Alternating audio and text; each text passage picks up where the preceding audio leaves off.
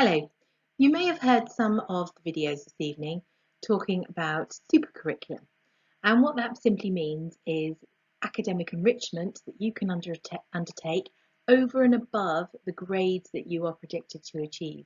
And these things will really make you stand out in higher education and apprenticeship applications. And at Haysfield, we try and signpost and support you and provide as many super-curricular opportunities as we can. So these are about deepening and enriching your subject knowledge. They want you to appear to engage in super-curricular activities. Universities far prefer super-curricular activities over extra-curricular activities. And they will look for evidence of this in your personal statement. So the first thing you need to do when you come into the sixth form is talk to your subject teachers and get their advice about the kind of wider reading you can do, what would be an appropriate super-curricular activity for you to undertake. But there are other things you can look out for yourself. Very simply, TV and radio catch-up. That could be a documentary, it could be podcasts, which are going to help you to explore some of the topics either linked to your A-levels or based around subjects that you hope to study at a higher level. You can also do some reading around yourself.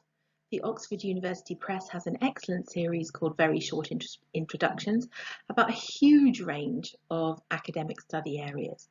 So reading one of those can give you an idea of how to get started. There are various university websites that will help you undertake activities and give you ideas of what to look at, whether you're interested in studying chemistry, engineering, geography, etc., etc. And the Cambridge HE Plus website is one of those. For example, in the biology section on the HE Plus website, they also give you links to other useful websites and give you an idea about some current affairs related to that particular topic. All useful things when you come to write your personal statement. Subject magazines can also be useful, and some of these can be found in the school library or in town libraries, or you can access them online for a small fee. And these can give you a range of articles related to subjects you're interested in, but outside of your A-level syllabus area. Keeping up to date with relevant events, like with newspapers in their websites, is also a useful way to keep current in the subjects that you're hoping to study. You may not have heard of a MOOC, but it stands for a Massive Open Online Course. And these are short courses run online by universities from all over the world. Now, there are many providers. One such is FutureLearn, where most courses run for free and tend to run for 3 to 4 weeks at a couple of hours a week. So it's a relatively quick but very effective way to explore a subject in more depth.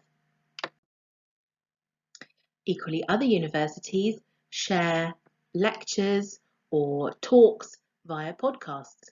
Some of them will actually even live stream lectures. So if you look on their websites, you can find out and look out for relevant ones to you. The iTunes U app is a free app where universities have put together free educational content, and you can find out about all the different things that you might be interested in.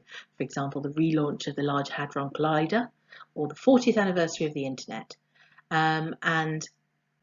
You can look on there and find things that are useful to you and access them when it's appropriate for you. You may not have heard of TED, but these are a range of organisations around the world whose role is to promote interesting ideas, and they invite in guest speakers at events and record those as short talks and share them on the web. So again, some of them are very mainstream, some of their titles are a little bit out there, but that's what makes them interesting. And they take somewhere between 5 minutes and 20 minutes to watch each one. So, what else? That's plenty to get you started. Work experience. At Haysfield Sixth Form, all of our Year 12s undertake a professional work experience placement during Year 12, but many of them go above and beyond that, starting in the summer of Year 11, and some of them continuing into Year 13 as well.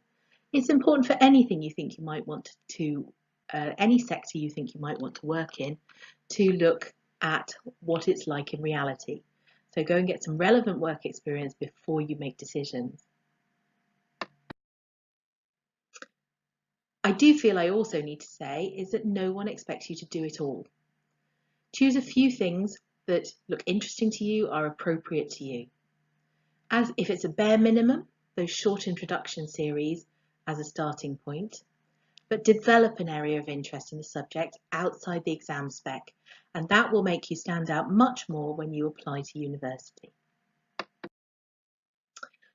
Finally, I want to talk about extracurricular activities. Now, interests outside your subject are important for your own all-round development, so please don't ever stop doing them.